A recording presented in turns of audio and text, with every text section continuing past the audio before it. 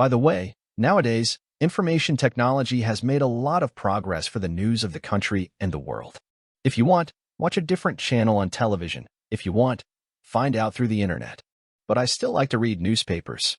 It's not that I don't use the internet, but I have been reading newspapers since childhood, and I also feel a connection with it. While reading the newspaper, there is no stress on the eyes as it is while watching the mobile. News, entertainment, stories, articles on any subject, etc. in the newspaper, there is a lot to read. It is a different matter that the news in the newspaper is one day old, but sitting in one place can be read comfortably. Sometimes we get to read something that attracts our attention the most.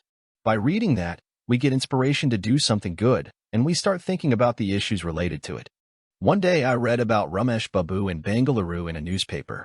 His story was a combination of both hard work and luck. In front of that news, I did not find any news that day special.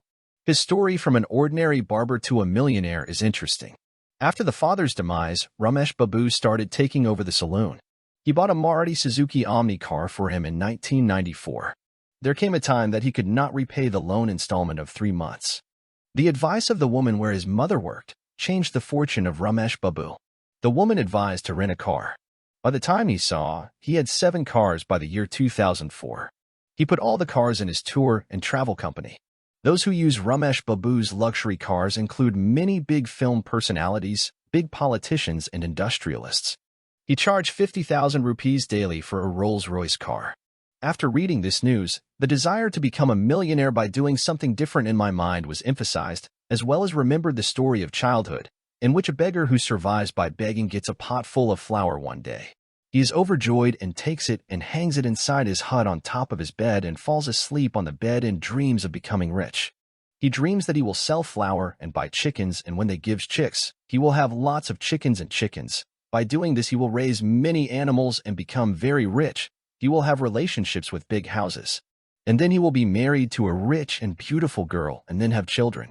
While dreaming that the children would do mischief and he would beat them, he really started moving his hands and feet, and one hand hit the pot, and the pot broke, and all the flour was scattered. There is a difference between the two stories. One was successful and the other's dreams were shattered before coming to reality. One had not dreamed of becoming rich nor had any future plans, only trying to solve the problems of his life, and the other could only dream. There is no role of special degree in both stories. On the basis of these stories, if I say that life has taught walking and degrees has taught division, then it will not be wrong. It also does not mean that we should not study and take a degree. But it is important to know that what is education? Why are we studying? What is the need of it in our life? What is the mindset of the people around us towards education? And how much is that mindset right and how much is wrong? Like there are many issues in our society in which some things are true and some things are superstitions. Education is a very sensitive issue. Very few people think about what the child's interest is in doing. But everyone knows that everyone's interests and abilities are not the same.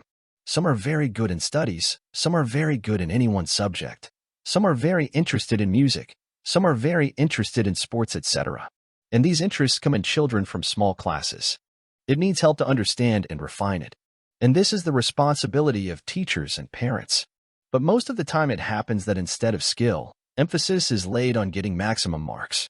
The more good marks he gets, the more respect he gets in school and society. Parents also feel very proud that my children are scoring very good marks. There are also many ways to score good marks. By working hard or copying. There are 2 things in working hard. Either you are from a family in which you will get help in studies, that is, the members of the house will be helping you in studies, and you must be studying very diligently, and you will understand everything, or you will be able to memorize. You will be very expert. You must be memorizing the entire syllabus and forget it after the exam. Now you are passing the exam by working hard or by copying, but you are running behind the marks. Are we learning the skill of living life in true sense by running after numbers? Are those qualities really developing in us by what we read in books and give exams? Or we are studying so that examinations should be passed with good marks and interviews should be done well. One should get a good government job or some other private job with high salary.